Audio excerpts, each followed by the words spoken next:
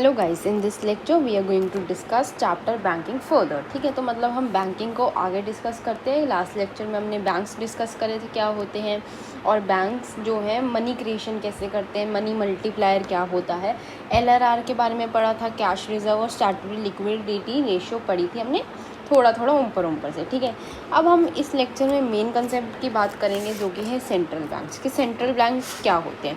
तो central bank का नाम आरबीआई भी है, इंडिया में उसको आरबीआई बोला जाता है, जो कि एपेक्स बैंक है। एपेक्स बैंक का मतलब होता है टॉप हाईएस्ट इंस्टीट्यूट है, ऐसा इंस्टीट्यूट है जो क्या करता है, कंट्रोल करता है, ऑपरेट करता है, रेगुलेट करता है, डेवलप करता है monetary and banking structure of economy.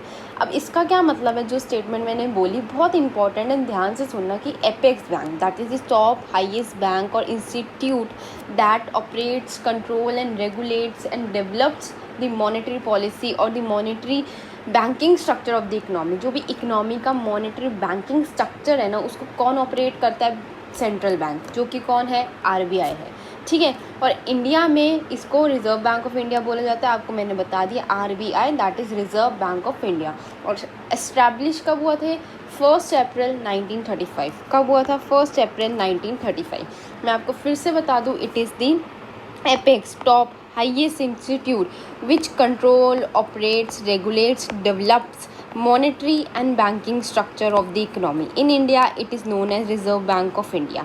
ठीक है, it was established on 1 अप्रैल 1935। याद रखोगे सेंट्रल बैंक क्या होता है, अच्छे से ध्यान से इस डेफिनेशन को पढ़ लीजिए, आपको समझ आएगा।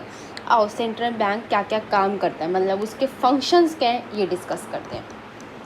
देखो उसके फंक्शंस में इंक्लूड होते हैं, मैं आपको लिस्ट बताऊँ अगर फंक्शंस की कौन कौन सी लिस्ट इंक्लूड करती है function, that is bank of issue, banker to the government, bankers bank, controller of money supply and credit and custodian of foreign exchange reserve. आओ इन सब को हम वन बाय वन डिस्कस करेंगे, समझेंगे क्या होता है बैंक ऑफ इशू। अब देखो बैंक ऑफ इशू का क्या मतलब है, इधर सेंट्रल बैंक के केस में इसका मतलब फंक्शन कैसे कि सेंट्रल बैंक ऑफ इशू क्यों है। देखो जो सेंट्रल बैंक है उसका सोल मॉनेटरी पावर है, मतलब उसका सोल पावर है, एक है इंडिया में जो करेंसी को इशू करता है। इंडिया में करेंसी कौन इशू करता है, सेंट्रल बैंक इशू करता है। कौन गाइड करता है, सेंट्रल बैंक। सिर्फ और सिर्फ एक्सेप्शन क्या है, 1 रुपये के नोट और कॉइन सेंट्रल बैंक इशू नहीं करता, गवर्नमेंट ऑफ इंडिया इशू करती है 1 रुपये के कॉइन्स एंड नोट्स। बाकी जितनी भी करेंसी इंडिया में बनती है सब कौन किसके पास है, इसके पावर इशू करने की, सेंट्रल बैंक क्या। तो सेंट्रल बैंक के अंडर रहता है ये control of the volume of money supply and credit in the economy. जितनी भी मनी सप्लाई हो रही है, जितना भी क्रेडिट दिया जा रहा है, वो किसके अंडर और किसके ऑपरेशंस में होता है, सेंट्रल बैंक के ऑपरेशंस में होता है। सोल मॉनेटरी पावर है सेंट्रल बैंक के पास करेंसी को इशू करने की, कंट्रोल करता है volume of money supply and credit को। ठीक है, अब जो सेंट्रल बैंक इशू करता है करेंसी वो लीगल टेंडर मनी होती है। मैंने कहा था लीगल टेंडर मनी हमने लास्ट लेक्चर में डिस्कस किया था, होता है लीगल टेंडर मनी वो होता है जो लीगली एक्सेप्टेबल हो, कोई उसको मना नहीं कर सकता। सेंट्रल बैंक जो मनी इशू करता है वो एक लीगल टेंडर मनी होता है। ठीक है, और सेंट्रल बैंक एक ऐसी जगह है जो reserves of gold and foreign exchange भी मेंटेन करता है। तो समझ आया सेंट्रल बैंक का क्या फंक्शन है बैंक ऑफ इशू से, वो इशू करता है करेंसी को। समझ आई बात इतनी, ठीक है।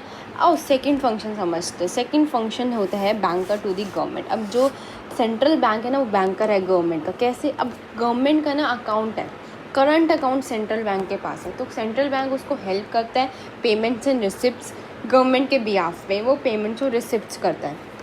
जो सेंट्रल बैंक है वो banker as a to the government है, स्टेट गवर्नमेंट के लिए भी है, सेंट्रल गवर्नमेंट के लिए भी है। ऑल बैंकिंग बिजनेस जो है गवर्नमेंट के वो कौन कैरी आउट करता है, सेंट्रल बैंक ही कैरी आउट करता है। स्टेट के लिए भी है, सेंटर के लिए भी, और करंट अकाउंट होता है विद आरबीआई इनका। ठीक है, और ये मैनेज करते हैं सारे पब्लिक डेट्स को कंट्री के, और government has excess budgetary expenditure and needs loan. अगर गवर्नमेंट के एक्सपेंडिचर ज़्यादा और उसको लोन की ज़रूरत तो भी सेंट्रल बैंक उनको शॉर्ट टर्म लोन प्रोवाइड्स करते हैं, शॉर्ट टर्म लोन्स भी प्रोवाइड करते हैं। स्टेट गवर्नमेंट के लिए भी है बैंकर, सेंट्रल के लिए भी है, करंट अकाउंट करता है, रिसिप्ट्स पेमेंट्स में हेल्प करता है, लोन प्रोवाइड करता है। बात ही समझ अच्छे से समझे। अब इसकी बात करते हैं बैंकर्स टू द बैंक, मतलब बैंकर्स बैंक। अब सेंट्रल बैंक को बैंकर्स बैंक क्यों बोला जाता है, इसके 3 रीजंस हैं। देखो, सबसे पहली बात तो मैं आपको बताऊँ, बैंकर्स बैंक जो हंड्रेड्स ऑफ बैंक्स है ना इकोनॉमी में, देयर शुड बी, देखो अब सब के एक स्कूल चल रहा है, स्कूल किसके हेड के अंडर चलता है, प्रिंसिपल उसको रेगुलेट करती है, प्रिंसिपल उसकी अथॉरिटी पावर है, वो उसको देखती है। तो ऐसे सारे बैंक्स को देखने के लिए एक हायर अथॉरिटी तो होनी चाहिए ना, तो वो कौन है हायर अथॉरिटी, सेंट्रल बैंक। तो ये बैंकर्स बैंक है, ये बैंकर्स का भी मतलब बहुत सारे बैंक्स का भी ये सबसे ऊपर वाला बैंक है। तो ये हेल्प कैसे करता है, 3 वे में बैंकर्स बैंक हेल्प करता है। एक करता है custodian of cash reserve, this one. एक करता है लेंडर ऑफ लास्ट रिजॉर्ट, आगे आएगा। एंड थर्ड वे में करता है क्लियरिंग हाउस फंक्शन भी हेल्प करता है। ये पहला करते हैं कस्टोडियन ऑफ कैश रिजर्व, इसका मतलब है सेंट्रल बैंक के पास कुछ मिनिमम कैश रिजर्व और कमर्शियल बैंक्स को रखना होता है। सेंट्रल बैंक होल्ड करता है कुछ मिनिमम कैश रिजर्व्स और commercial bank, as every bank has to keep minimum proportion of total deposit with central bank in the form of reserve।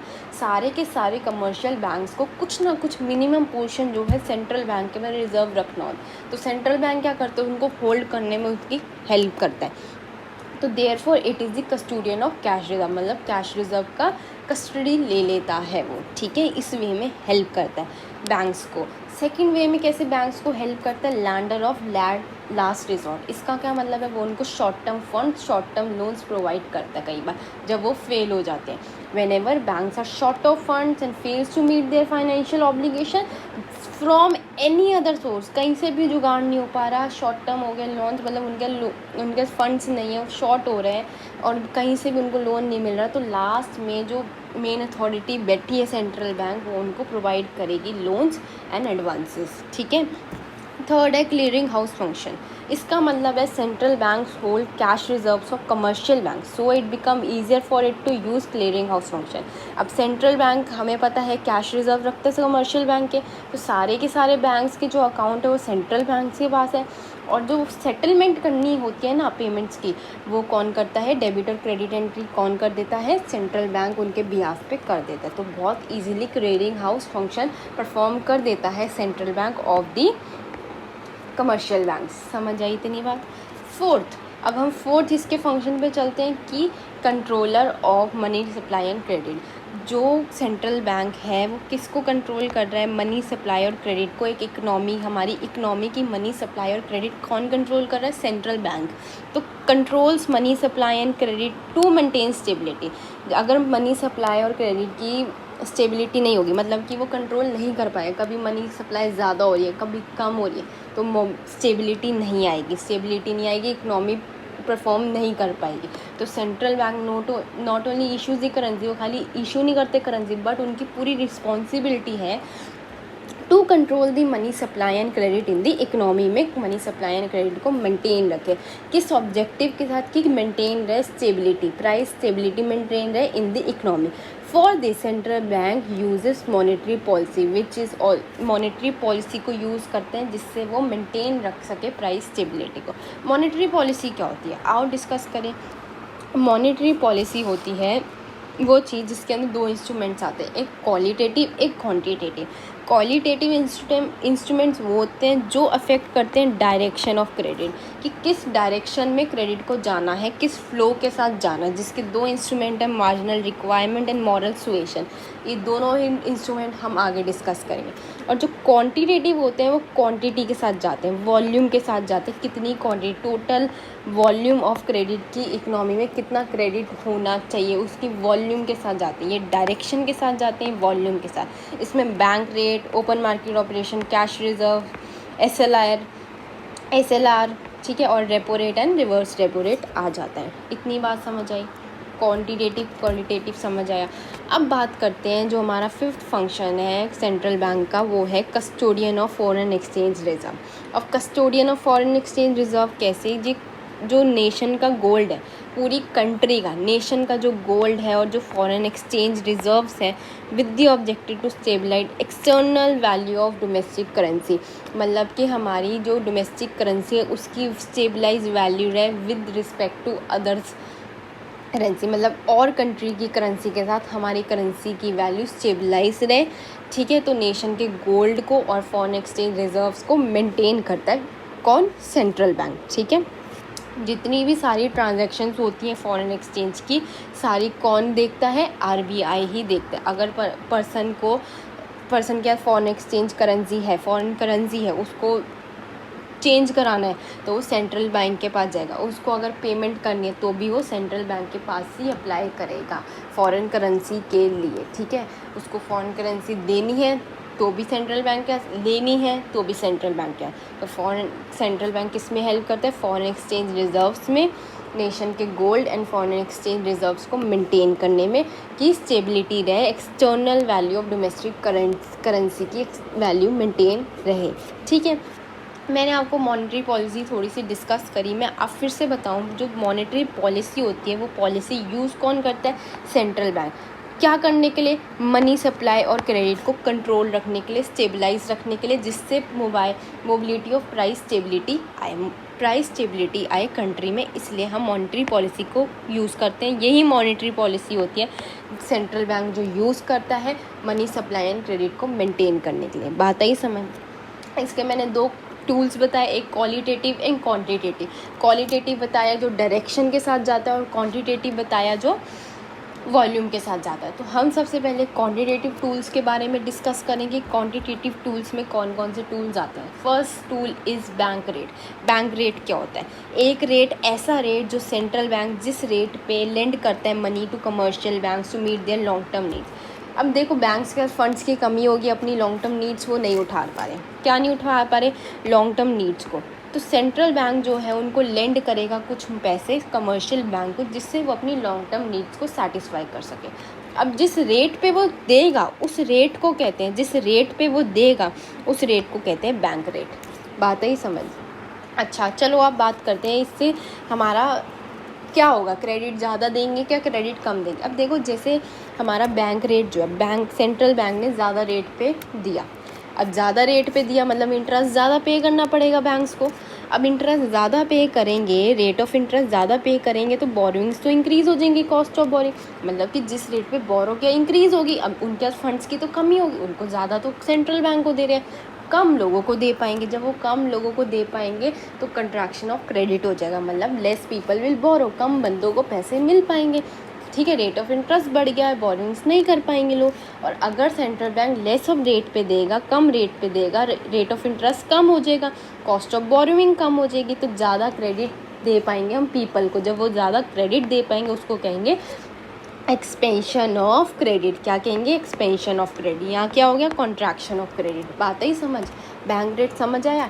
वो रेट जहाँ पर सेंट्रल बैंक कमर्शियल बैंक को lend करता है for meeting their long term needs. समझ आई? अब बात करते हैं open market operations. Open market operation क्या होता है? वो चीज़ होती है जहाँ पर बाइंग एंड सेलिंग होती है गवर्नमेंट सिक्योरिटीज़ की by central bank. Central bank government securities को बाय एंड सेल करते हैं ओपन मार्केट में, ठीक है, from public and commercial bank. वहाँ पर बाइंग एंड सेलिंग किसकी हेल्प से होती है? पब्लिक एंड कमर्शियल बैंक की हेल्प से, ठीक है। Buying and selling of government securities by the central bank in the open market from and to public and commercial bank is known as open market operation। इतनी बात समझ आई? ठीक है। अब देखो अब आपको ओपन मार्केट ऑपरेशन समझ आए, अब देखते हैं कि ओपन मार्केट ऑपरेशन वर्क कैसे करता है। अब देखो सेंट्रल बैंक जो है सेल करेगा अगर गवर्नमेंट सिक्योरिटीज़ को, जब सेल कर देंगे हम गवर्नमेंट सिक्योरिटी को ओपन मार्केट में, उससे क्या रिड्यूस हो जाएगा? बैंक का डिपॉजिट्स रिड्यूस हो जाएंगे, ठीक है। तो कैपेसिटी जो एक बैंक की क्रेडिट देने की वो कम हो जाएगी, कॉन्ट्रैक्शन हो जाएगी, इसकी वजह से वो क्रेडिट नहीं दे पाए।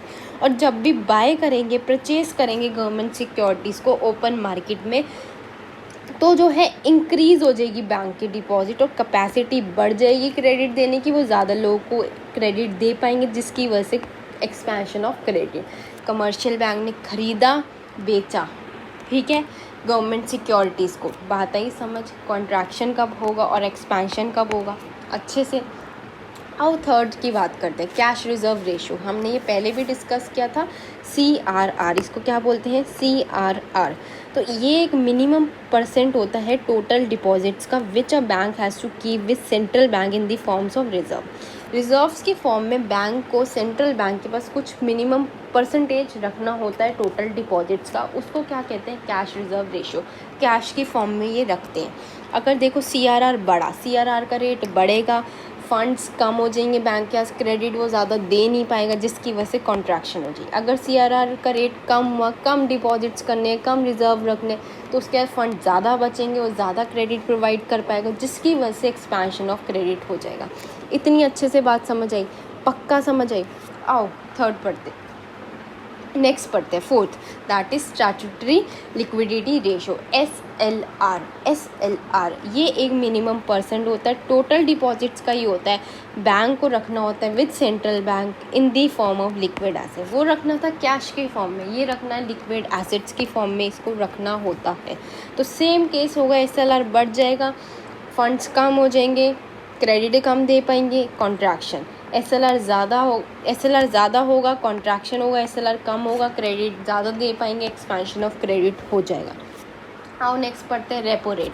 रेपो रेट एक ऐसा रेट है at which central bank lends money to commercial bank. Central bank अब पैसे दे रहा है कमर्शियल बैंक को टू अपनी शॉर्ट टर्म नीड्स के लिए। लॉन्ग टर्म नीड्स के लिए बैंक रेट था, शॉर्ट टर्म नीड्स को सेटिस्फाई करने के लिए कौन है, रेपो रेट है। ठीक है, अब सेंट्रल बैंक ही कमर्शियल बैंक को दे, सेम है बिल्कुल जैसे बैंक रेट में। अगर रेपो रेट भी इंक्रीज़ हो गया, रेट ऑफ इंटरेस्ट इंक्रीज़ हो जाएगा, क्रेडिट कम दे पाएंगे, कॉन्ट्रैक्शन ऑफ क्रेडिट हो जाएगा। और अगर ये रेट कम हुआ रेपो रेट, तो हमारा रेट ऑफ इंटरेस्ट कम होगा, ज़्यादा हम दे पाएंगे क्रेडिट, तो एक्सपेंशन ऑफ क्रेडिट हो जाएगा। हमने रेपो रेट पढ़ा, इसका उल्टा रिवर्स रेपो रेट। ठीक है, इधर जो है it is the rate at which central bank borrows. अब कई बार सेंट्रल बैंक को बोरो करना पड़ जाता है कमर्शियल बैंक से, तो कमर्शियल बैंक से वो बोरो करते हैं। ठीक है, तो सेम है कि अगर रिवर्स रेपो रेट इंक्रीज़ होगा, क्रेडिट फैसिलिटी हम कम दे पाएंगे तो कॉन्ट्रैक्शन हो जाएगा, और रिवर्स रेपो रेट कम होगा तो क्रेडिट फैसिलिटी टू पब्लिक हम ज़्यादा दे पाएंगे, जिसकी वजह से एक्सपेंशन ऑफ क्रेडिट हो जाएगा। ठीक है, ये थे सारे quantitative instruments of monetary policy. अब बात करते हैं qualitative instruments of monetary policy, जो कि बस दो ही हैं, एक है मार्जिनल रिक्वायरमेंट, एक है मॉरल सुएशन। सबसे पहले पढ़ते हैं मार्जिनल रिक्वायरमेंट क्या होता है। इट इज़ द डिफरेंस होता है between the market value of security offered against loan and the amount of loan sanction. मतलब कि ये एक ऐसा डिफरेंस है, market value security offered against loan, मतलब लोन के अगेंस्ट जो हम सिक्योरिटी दे रहे हैं उसकी मार्केट वैल्यू में, और जो अमाउंट ऑफ लोन सैंक्शन और जो हमें सैंक्शन करा गया है लोन, उसके अमाउंट का जो डिफरेंस होता है उसको कहते हैं मार्जिनल रिक्वायरमेंट। किसका डिफरेंस है, एक तो लोन जो हमें सैंक्शन हुआ उसके अमाउंट का, और एक market value of security offered against loan. Loan लेते समय कुछ सिक्योरिटी दी थी, उसकी जो मार्केट वैल्यू, उन दोनों के डिफरेंस को क्या कहते हैं, मार्जिनल रिक्वायरमेंट। ठीक है, तो मार्जिनल रिक्वायरमेंट ज़्यादा होगी तो लेस क्रेडिट प्रोवाइड होगा, तो कॉन्ट्रैक्शन होगा, और मार्जिनल रिक्वायरमेंट जो होगा कम होगा तो हम मोर क्रेडिट दे पाएंगे, जिसकी वजह से एक्सपेंशन ऑफ क्रेडिट हो पाएगा। इतनी बात अच्छे से समझ आई, पक्का, प्रॉमिस। अब बात करते हैं मॉरल सुएशन क्या होता है, जो कि हमारा इस चैप्टर का बिल्कुल लास्ट टॉपिक है, लास्ट कंसेप्ट है।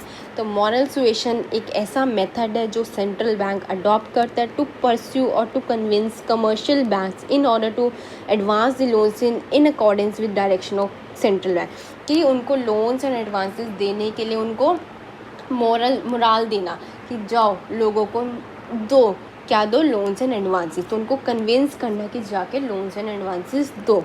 ठीक है, सेंट्रल बैंक करता है ये। ठीक है, इसको अदर वर्ड्स में हम ये लिख सकते हैं, इट इज़ रिटन और ओरल इंस्ट्रक्शन और instrument given by central banks to commercial bank for expansion and contraction of credit.